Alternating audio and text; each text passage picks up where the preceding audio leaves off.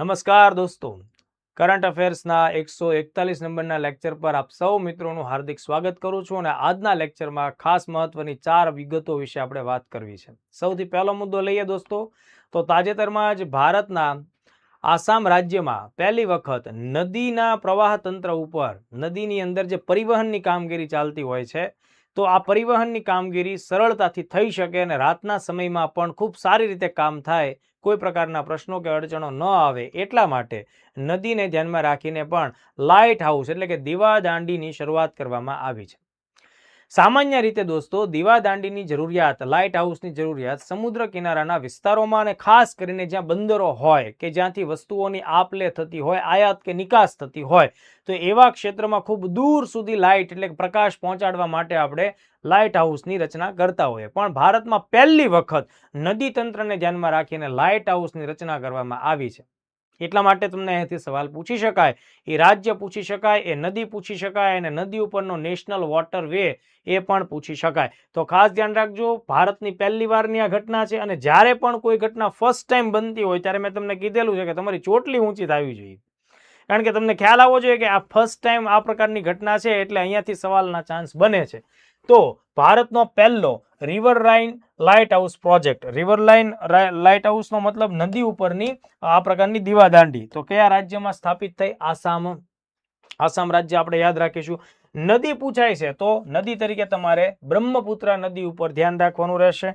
બ્રહ્મપુત્રા નદીમાં અલગ અલગ સ્થાન ઉપર ટોટલ મળીને 4 જેટલી લાઇટ હાઉસની સ્થાપના કરવામાં આવી છે. કેટલી? 4. બરાબર છે. જો હવે એ 4ના નામ આપણે ગોખવાના નથી, યાદ નથી રાખવાના.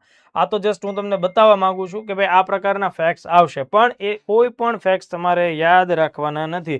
માત્ર બ્રહ્મપુત્રા યાદ રાખો, આસામ યાદ રાખો, 4 જગ્યાએ એની સ્થાપના થઈ એ વસ્તુ આપણે યાદ રાખવી પડે. અને બીજું એક ખાસ વાત કે ભાઈ આ જે બ્રહ્મપુત્રા નદી ઉપર અંતરિયાળ વિસ્તારોમાં વસ્તુઓની આપ-લે કરવા માટે નાના મોટા જહાજો કે વાહનો મારફતે આપણે વસ્તુઓનું પરિવહન કરીએ છીએ, એટલે એ નદીનો ચોક્કસ ભાગ છે દોસ્તો, તેને આપણે નેશનલ વોટર વે જાહેર કરેલો છે. તો નેશનલ વોટર વે નંબર 2 એ કઈ નદી ઉપર આવેલો છે? બ્રહ્મપુત્રા નદી ઉપર આવેલો છે. દોસ્તો આપણા દેશમાં ઘણા બધા વોટરવેઝ છે, 100+ જેટલા નેશનલ વોટરવેઝ છે.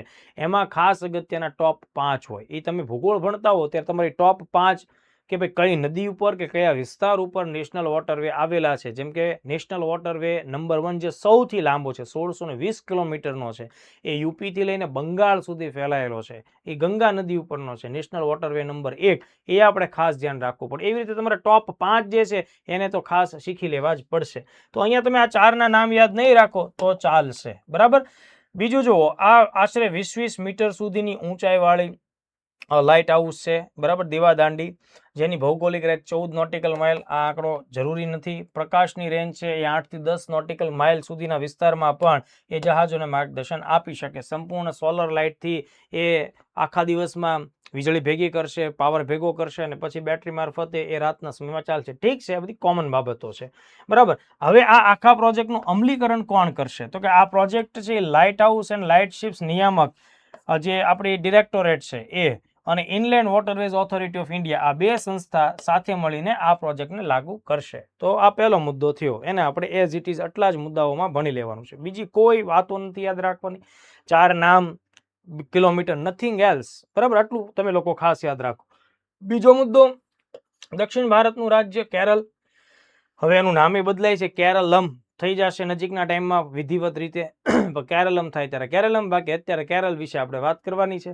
તો કેરળ રાજ્ય દોસ્તો અવનવા પ્રયોગો માટે સતત જાણીતું હોય, એમાં પણ ખાસ કરીને ટેકનોલોજીના ફિલ્ડમાં, સામાજિક અને શૈક્ષણિક જેવા બાબતોના ક્ષેત્રમાં પણ કેરળ હંમેશા બાકીના રાજ્યોની તુલનાએ હું એમ કહી શકું કે ક્યાંક ને ક્યાંક નવા નિર્ણયો લાગુ કરતું હોય, અમુક અગત્યના નિર્ણયો ઝડપભેર લાગુ કરતું હોય. તો અત્યારના સમયે એણે વિદ્યાર્થીઓને ધ્યાનમાં રાખીને કૃત્રિમ બુદ્ધિમત્તા એટલે કે આર્ટિફિશિયલ ઇન્ટેલિજન્સનો ઉપયોગ કેટલો કરવો એ અંગેની ગાઈડલાઇન્સ એટલે કે પ્રોટોકોલ જાહેર કર્યા છે. આ બાબત આપણે સમજી લઈએ.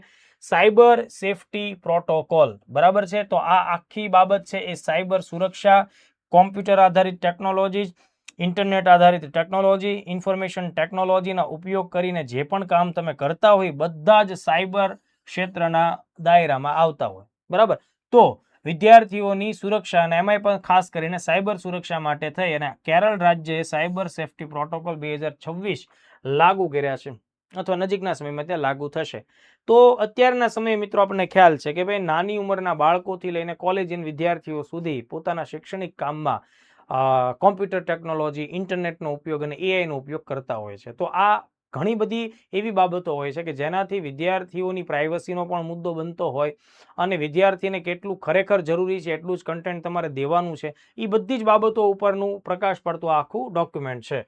તો આનો ઉદ્દેશ એ છે દોસ્તો કે એઆઈનો જેમ અત્યારે જમાનો વધી રહ્યો છે તો એના લીધે સાયબર જોખમો વધ્યા છે અને સાયબર જોખમો વધે છે તો એનાથી વિદ્યાર્થીઓની ઉપર કોઈ આડઅસર ન થાય, બરાબર, એટલા માટે થઈને Kerala infrastructure and technology for education દ્વારા આ આખા નિયમો બનાવવામાં આવેલા છે. હવે આ નિયમોની અંદર જો આ વસ્તુ આપણે એટલે ભણવી જોઈએ કારણ કે હવેની બધી પરીક્ષાઓમાં મુખ્ય પરીક્ષાનો એંગલ આવે છે.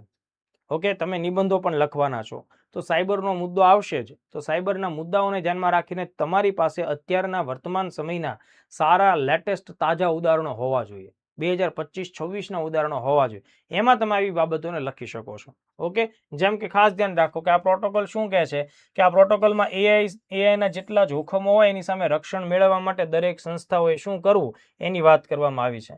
જેમ કે ડીપ ફેક એટલે કે જે વ્યક્તિનો વિડીયો કે એની કોઈ પ્રકારની હયાતી છે જ નહીં, તમે આર્ટિફિશિયલી એ માણસનો વિડીયોનો ઉપયોગ કરો છો, બરાબર. તો deep fake, AI grooming, voice cloning, digital arrest જેવા જે નવા પ્રકારના સાયબર ગુનાઓ આવે તો એનાથી વિદ્યાર્થીઓને વાકેફ કરવા. પ્રાઇવસી બાય ડિઝાઇન, એવા સોફ્ટવેર અને એવી જ બધી એપ્લિકેશન ડિઝાઇન કરવાની છે કે જેમાં તમે વિદ્યાર્થીઓની કે ઉપયોગકર્તાની પ્રાઇવસીનું જતન કરો છો, જાળવો છો. એટલે પહેલેથી જ તમારી એ રીતે જ ઈ ફોર્મેટમાં જ આ વસ્તુઓ તૈયાર કરવાની. અને ડિજિટલ ડિવાઇડ ઘટાડવો એટલે કે જે વિદ્યાર્થીઓની પાસે ઇન્ટરનેટની સુવિધા ન હોય, અંતરિયાળ વિસ્તારોમાં હોય, તો એવી સ્થિતિમાં શૈક્ષણિક સંસ્થાઓ છે એ ઇન્ટરનેટ ઉપર વધુ આધાર રાખતા કાર્યો ન કરાવે એ પણ આપણે ખાસ ધ્યાન રાખવું પડે. એટલે આ બધા મુદ્દાઓ છે તમારે ધ્યાને રાખવાના છે. કેરળની સાથે જ એનું જે પાડોશી રાજ્ય છે કર્ણાટક, અને કર્ણાટકે મિત્રો આ વર્ષે વર્ષ 2026-27નું જે નાણાકીય નિવેદન એટલે કે બજેટ રજૂ કર્યું છે એમાં એક ખાસ અગત્યની વાતને ધ્યાનમાં રાખી છે. કર્ણાટક ભારતનું દોસ્તો પહેલું એવું રાજ્ય બને છે અત્યારના સમયે 2026માં કે જે સમયે ખાસ આ પ્રકારના નિર્ણય લેવાની જરૂરિયાત પણ છે કે જેણે એવું નક્કી કર્યું છે, એવું જાહેર કર્યું છે કે ભાઈ 16 વર્ષથી નાની ઉંમરનું જે બાળક હોય કે 16 વર્ષથી નાની ઉંમરની વ્યક્તિ સોશિયલ મીડિયાનો ઉપયોગ ન કરી શકે, એટલે કે એની ઉપર પ્રતિબંધ મૂકે છે. તો કર્ણાટક ભારતમાં 16 વર્ષથી નાની ઉંમરના બાળકો માટે સોશિયલ મીડિયાના ઉપયોગ ઉપર પ્રતિબંધ મૂકનારું સૌથી પહેલું રાજ્ય બન્યું છે. આ બાબત ખાસ મહત્વની છે. આ બાબત બહુ મોટો મુદ્દો છે, ચિંતનાત્મક મુદ્દો છે, એક આખો નિબંધ થઈ શકે એમ છે કારણ કે સમગ્ર દુનિયામાં આ પ્રકારની ચર્ચા અત્યારે જોવા મળે છે. કારણ કે સોશિયલ મીડિયાનું વળગણ તમારી અંદર માનસિક રીતે અનેક પ્રકારના અપરાધ ભાવ પણ પેદા કરે છે. એનું વલગણ છે, બરાબર, એ એડિક્શન, એક વન કાઇન્ડ ઓફ જુગાર જેવું કે ડ્રગ્સ જેવું થઈ જાય છે, એની લત લાગી જાય છે અને એના લીધે વિદ્યાર્થીઓ ભણી નથી શકતા. જે ઉંમરે એને ભણવાનું હોય, જે ઉંમરે તેને ઘણું બધું શીખવાનું હોય કે સ્કિલ ડેવલપ કરવાની હોય, એ બધી જ તકો આજે સોશિયલ મીડિયા ભરખી રહ્યું છે. એટલે નિબંધનો બહુ મોટો મુદ્દો થાય છે. તાજેતરમાં જ દિલ્હી ખાતે ભારત સરકારે એઆઈ ઇમ્પેક્ટ સમિટનું આયોજન કરેલું અને એમાં જે ફ્રાન્સના રાષ્ટ્રપતિ છે મેક્રોન, તો ઇમેન્યુઅલ મેક્રોને પણ આ વાત કરી હતી કે ભાઈ ભારત પણ નજીકના સમયમાં બાળકોને ધ્યાનમાં રાખીને એઆઈનો ઉપયોગ ઘટે એવા નિર્ણયો લેશે એવી અમે અપેક્ષા રાખીએ છીએ. કારણ કે યુરોપના દેશો પણ અત્યારના ધોરણે અલગ અલગ દેશો એવી જાહેરાતો કરી છે. ગત વર્ષે ઓસ્ટ્રેલિયા વિશ્વનો પહેલો એવો દેશ બન્યો કે જેણે સોશિયલ મીડિયા બાળકો માટે પ્રતિબંધિત કર્યું. તો હવે અહીંયા થોડી બાબતો ધ્યાને રાખી લો. માર્ચ 2026માં કર્ણાટક રાજ્યના મુખ્યમંત્રી સિદ્ધારમૈયાએ રાજ્યના બજેટ દરમિયાન મહત્વની જાહેરાત કરી. આ જાહેરાત એવી છે કે કર્ણાટક સરકારે 16 વર્ષથી ઓછી ઉંમરના બાળકો માટે સોશિયલ મીડિયાના ઉપયોગ ઉપર પ્રતિબંધ મૂકવાની દરખાસ્ત કરી છે. એનો મતલબ એમ થાય કે આવનારા સમયમાં, નજીકના સમયમાં કર્ણાટક રાજ્ય સરકાર આના માટેનો કોઈ કાયદો લાવશે, આના માટે કોઈ નિયમ લાવશે, આના માટે કોઈ રેગ્યુલેશન્સ લાવશે, કોઈ ટેકનિકલ બાબતો રજૂ કરશે. ઉદ્દેશ મેં તમને હમણાં જણાવ્યું એ મુજબ કે ભાઈ બાળકોમાં મોબાઈલનો જે ઉપયોગ વધે છે, સોશિયલ મીડિયાનું વળગણ વધે છે, એની સાઈડ ઇફેક્ટ આવે છે. કારણ કે અહીંયાથી સોશિયલ મીડિયાથી જ બાળકો ઓનલાઈન જુગાર રમતા થઈ જાય છે, ઓનલાઈન ગેમિંગનો હિસ્સો બને છે, બરાબર, આમાંથી જ એ લોકો કોઈક ને કોઈ પ્રકારે સેક્સ્યુઅલ ઘટનાઓના ભોગ પણ બને છે. તો આવું બધું ન થવું જોઈએ. ઓકે, એટલા માટે આ પ્રકારની બાબત છે. જેવી કર્ણાટક રાજ્ય જાહેરાત કરી છે તો એને અનુસરીને આંધ્રપ્રદેશની રાજ્ય સરકારે પણ એવી વાત કરી છે કે અમે લોકો પણ આવનારા સમયમાં 13 વર્ષથી ઓછી ઉંમરના બાળકો માટે થઈ અને સોશિયલ મીડિયા પ્રતિબંધિત કરવાની વાત કરીશું. તો 2 રાજ્ય આ દિશામાં જઈ રહ્યા છે. તમને શું લાગે છે? તમારો અંગત મત શું છે એ તમે મને અચૂકપણે કમેન્ટમાં જણાવજો. તમારા મત મુજબ સોશિયલ મીડિયા બાળકો માટે પ્રતિબંધિત હોવું જોઈએ કે કેમ, અને શા માટે? ટૂંકો જવાબ તમારે મને કમેન્ટમાં આપવાનો છે. હવે જ્યારે આપણે ભારતના રાજ્યોની વાત કરીએ છીએ સારી પહેલની, તો આપણે એ પણ જાણી લઈએ કે ભાઈ બાળકો માટે સોશિયલ મીડિયા ઉપર પ્રતિબંધ મૂકનારો વિશ્વનો સૌથી પહેલો જો દેશ પૂછાય તો એનો જવાબ આવશે ઓસ્ટ્રેલિયા. અને આ પ્રશ્ન ઓલરેડી એક વખત પરીક્ષામાં પૂછાઈ પણ ગયો છે. બરાબર, તો આ બાબતને આપણે ખાસ ધ્યાને રાખીશું. ડિસેમ્બર 25માં ઓસ્ટ્રેલિયાએ એક પ્રકારનો નિર્ણય લીધો જે અત્યારના ધોરણે લાગુ પણ થઈ ચૂક્યો છે. એમાં પણ ઉંમરની મર્યાદા 16 વર્ષ રાખી છે. 16 વર્ષથી ઓછી ઉંમરનું જો કોઈ પણ બાળક સોશિયલ મીડિયા સાઇટ્સ જેમ કે ઇન્સ્ટા, ફેસબુક, ટિકટોક કે ટ્વિટર, સ્નેપચેટ, રેડિટ આવા કોઈ પણ પ્રકારના પ્લેટફોર્મનો જો ઉપયોગ કરે છે તો ધ્યાન આપજો, એના માટે થઈને કંપની દંડાશે. ઓસ્ટ્રેલિયાના નિયમ પ્રમાણે વાલીને સજા નહીં થાય કે એ બાળકને સજા નહીં થાય, સીધી સજા આર્થિક દંડ સ્વરૂપે કોને થશે? એ આ પ્રકારની સોશિયલ મીડિયા કંપનીઓ. અને દંડ નાનો નથી, યાદ રાખો, દંડ નાનો નથી, બરાબર છે, દંડ બહુ મોટો છે. જો સોશિયલ મીડિયા કંપનીઓ આ નિયમનું પાલન નથી કરતી તો એમને $33 મિલિયન એટલે કે આશરે 275 કરોડ રૂપિયા સુધીનો મોટો દંડ થઈ શકે. એટલે હવે ઉજાગરો છોકરાઓના મા બાપને નથી, યાદ રાખો. આવા કડક નિયમો આવે એટલે કંપની વાળા છે ને એ ધંધે લાગી જશે. બરાબર, એટલે એ લોકો શું કરશે કે ભાઈ જ્યારે પણ કોઈ પણ વ્યક્તિ પોતે એકાઉન્ટ બનાવે છે તો તેમની પાસે પોતાનું બર્થ સર્ટિફિકેટ છે એનું પ્રૂફ માંગશે. બરાબર, બર્થ સર્ટિફિકેટનો પ્રૂફ માંગે તો જ આ વસ્તુ સાબિત થાય. ઓથોરાઇઝ સર્ટિફિકેટ હોવું જોઈએ. તો આ બાબત તમારે ખાસ ધ્યાનમાં રાખવાની છે. હવે જુઓ, આ માહોલ તો ઓસ્ટ્રેલિયાએ તો ચાલુ કર્યો, પણ એ સિવાય તમે જુઓ યુરોપમાં નોર્વે, બરાબર, 15 વર્ષ સુધીના બાળકો સોશિયલ મીડિયા ન વાપરે એ પણ એ લોકોએ નિર્ણય લેવાની ટ્રાય કરી છે. યુનાઇટેડ કિંગડમ, યુકે, તો યુકે પણ આ દિશામાં આગળ વધી રહ્યું છે. ફ્રાન્સ પણ આ દિશામાં આગળ વધી રહ્યું છે. એટલે ઓન એન એવરેજ દુનિયાના ઘણા બધા દેશો આ દિશામાં આગળ વધે છે. નિબંધમાં આ બધા ફેક્ટ્સ તમારા માટે ખાસ જાણવા જરૂરી છે. ત્યારબાદ આ લેક્ચરનો ચોથો મુદ્દો ગુજરાતની ઘટના સાથે જોડાયેલો છે, ગુજરાત સરકારની સાથે જોડાયેલું છે, એટલે કે કરંટ અફેર્સ છે. આપણે ગુજરાતનું ધ્યાન રાખીએ. જો અહીંયા HER સ્મોલ લેટરમાં છે અને પછી START સ્ટાર્ટ કેપિટલ લેટરમાં છે. તો હર સ્ટાર્ટ 5.0 મિત્રો ગુજરાત સરકારની આ એક પહેલ છે જે મહિલા ઉદ્યોગ સાહસિકોને પ્રોત્સાહન આપવા માટે છે. એ પોતાના કોઈ નવા આઈડિયા માટે મોટો બિઝનેસ ડેવલપ કરે એના માટે સરકાર નાણાકીય મદદ પણ કરશે. એ ઉપરાંત સરકાર એને માર્ગદર્શન આપશે, ટેકનિકલ ગાઈડન્સ પણ આપશે, એનું માર્કેટિંગ કેમ કરવું, બરાબર, એ પ્રકારની પણ સર્વિસમાં મદદરૂપ થશે. તો કહેવાનો ભાવાર્થ એમ છે કે આ જે હર સ્ટાર્ટ છે એ મહિલા ઉદ્યોગ સાહસિકોને મદદ કરવા માટેની ગુજરાત સરકારની એક બહુ જ મહત્વની પહેલ છે. તો જોઈ લઈએ ડિટેલ વિગત. ગુજરાત સરકાર અને Gujarat university startup and entrepreneurship council એટલે કે GUSEC આ બંને સાથે મળીને તાજેતરમાં હર સ્ટાર્ટ 5.0 લોન્ચ કરેલું છે. આ કાર્યક્રમ મેં તમને હમણાં જણાવ્યોનો ખાસ મોટો ઉદ્દેશ્ય છે મહિલાઓ ઉદ્યોગ સાહસિકો જે છે એને પ્રોત્સાહિત કરવાનો. એટલે એનો મુખ્ય ઉદ્દેશ પરીક્ષા માટે મહત્વનો થાય. આ જ વસ્તુ તમે મેઇન્સમાં પણ લખી શકો છો. આ જ વસ્તુ તમે લોકો ઇન્ટરવ્યુ લેવલે પણ ડેટા તરીકે વાપરી શકો છો. તો મહિલાઓના નેતૃત્વમાં જે કંઈ પણ સ્ટાર્ટઅપ હોય એને પ્લેટફોર્મ પૂરું પાડવું, એમના નવીન વિચારો, એના ઇનોવેટિવ આઈડિયાઝ હોય તો એને વધુ સફળ કેમ બનાવી શકાય, બરાબર, એના માટે મદદરૂપ થવું. અને જો કોઈ ખાસ કેસમાં ટેકનિકલ ફિલ્ડ હોય તો સરકાર નાણાકીય મદદ પણ પુષ્કળ માત્રામાં કરે છે.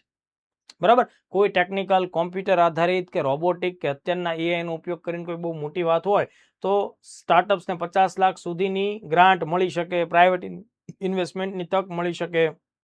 ત્યારબાદ ગુજરાત યુનિવર્સિટીમાં જે ઇન્ક્યુબેશન સેન્ટર એટલે કે જ્યાં તમને આ પ્રકારનું પ્રોત્સાહન મળે છે, તમારી સાથે ડિબેટ ડિસ્કશન થાય, 2 વર્ષ સુધી તમને ત્યાં બધી સુવિધા મળે. ઇન શોર્ટ ટેકનિકલ હોય તો પણ આ બધા ડેટા તમારા માટે બેઝિક છે, એને તમે નહીં યાદ રાખો તો બી ચાલશે. બરાબર, હવે બીજો એક મુદ્દો અહીંયા આપણે ધ્યાન રાખવાનો છે. એક તો આ હર સ્ટાર્ટ લોન્ચ તો થયું માર્ચ મહિનામાં, પણ એ ઉપરાંત બીજી એક અગત્યની ઘટના કે જ્યાંથી સવાલ આવી શકે. બરાબર છે. તો એ ઘટના એવી છે કે ભાઈ આ જ્યારે આ પ્રસંગ છે અથવા તો આ આખું જે ઘટના અથવા તો નવી પહેલ શરૂ કરવામાં આવી તો આ પ્રસંગે ગુજરાત યુનિવર્સિટીના કોન્વેન્શન સેન્ટર છે એનું નામ બદલવામાં આવ્યું. હવે એનું નામ કોના ઉપરથી રાખવામાં આવ્યું તો ગુજરાત યુનિવર્સિટીના કન્વેન્શન સેન્ટરનું નામ છે ગુજરાતના સૌથી પહેલા મહિલા સ્નાતક વ્યક્તિ વિદ્યાગૌરી નીલકંઠના નામ ઉપર રાખવાની સરકારે જાહેરાત કરી. હવે જુઓ દોસ્તો, વિદ્યાગૌરી નીલકંઠ અને શારદાબેન મહેતા બંને સગી બહેનો હતી. એ 1901ના વર્ષમાં ગ્રેજ્યુએટ થનારી સૌ પ્રથમ ગુજરાતી યુવતીઓ હતી. બરાબર, એટલા માટે એમનું બહુ મોટું યોગદાન છે સાહિત્યના ક્ષેત્રમાં પણ છે અને સમાજ સુધારણાના ક્ષેત્રમાં પણ છે. તો વિદ્યાગૌરી નીલકંઠના નામ ઉપરથી ગુજરાત યુનિવર્સિટીના કોન્વેન્શન સેન્ટરનું રીનેમ કરવામાં આવેલું છે. હવે જુઓ, વિદ્યાગૌરી નીલકંઠને ધ્યાનમાં રાખીને તમારે કેટલીક વિગતો જોઈ લેવી પડશે, કારણ કે આ પ્રકારના સવાલો છે મેન્સમાં કામ લાગવાના જ છે. બરાબર, તો તેણીએ ખૂબ સારું સાહિત્ય પણ રચ્યું છે. ગૃહ દીપિકા, નારી કુંજ અને જ્ઞાન સુધા જેવા પુસ્તકો એમણે લખેલા છે. અમદાવાદમાં મહિલા પાઠશાળા એમણે શરૂ કરાવી. વિક્ટોરિયા જ્યુબિલી હોસ્પિટલના નિર્માણમાં એમણે મહત્વનો આર્થિક ફાળો આપ્યો. ગુજરાત વિદ્યાસભા એ સમયની અંદરની ગુજરાત વર્નાક્યુલર સોસાયટીના પ્રમુખ પદે પણ તેણીએ કામ કરેલું છે. સમાજ સેવા માટે બ્રિટિશ સરકાર દ્વારા કેસરે હિન્દનો એમને ખિતાબ પણ આપવામાં આવેલો છે અને member of order of British એમ્પાયરનો ખિતાબ પણ તેમને મળેલો છે, એટલે MBE જે છે એ પણ એમને મળેલો છે. હવે બીજી એક ખાસ વાત યાદ રાખો, એમના જે પતિ રમણભાઈ નીલકંઠ એ પણ ઊંચા દરજ્જાના લેખક ગણાય અને એમની દીકરી વિનોદિની નીલકંઠ એ પણ લેખિકા છે.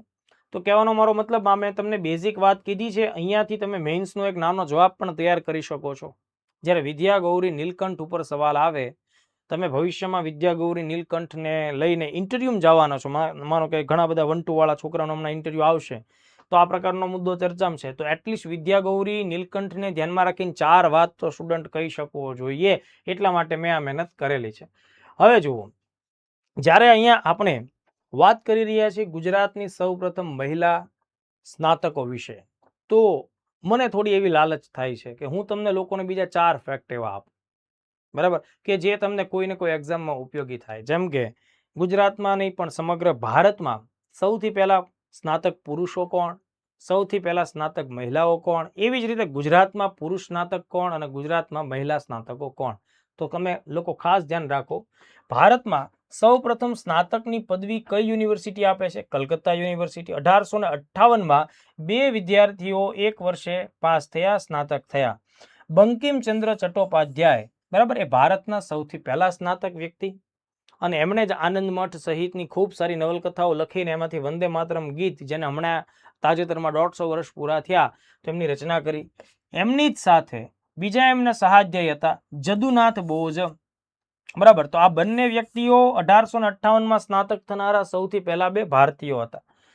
પુરુષોની અંદર આપણે એમના નામ યાદ રાખીએ. મહિલાઓના અનુસંધાને જો હું વાત કરું તો ભારતની પ્રથમ મહિલા સ્નાતક પૂછાય તો કાદંબિની ગાંગુલી અને ચંદ્રમુખી બોઝ 1883ના વર્ષમાં. કાદંબિની ગાંગુલી છે દોસ્તો, એ તો મેડિકલ ફિલ્ડમાં સ્નાતક થયા અને ભારતની અને સમગ્ર એશિયાની સૌથી પહેલી મહિલા ડોક્ટર પણ કહેવાય. તો એ બાબત આપણે ખાસ ધ્યાને રાખીએ. ગુજરાતના શૈક્ષણિક ઇતિહાસમાં સૌથી પહેલા સ્નાતક થનારા પુરુષનું નામ પરીક્ષામાં પૂછાય, અંબાલાલ સાકરલાલ દેસાઈ. તો અંબાલાલ સાકરલાલ દેસાઈ છે એ 1870ના વર્ષમાં સ્નાતક થયા. મહિલાઓમાં સૌ પ્રથમ સ્નાતકો કોણ બન્યા? તો વિદ્યાગૌરી નીલકંઠ અને શારદાબહેન મહેતા. તો આઈ થિંક આ બહુ જ IMP ફેક્ટ્સ મેં તમને લોકોને કીધા છે, એને ખાસ ધ્યાને રાખજો. તો અહીંયા આ લેક્ચરને આપણે વિરામ આપીએ છીએ. આવતીકાલે ફરીથી લેક્ચર નંબર 142 સાથે મળીએ. જય હિન્દ, જય ભારત.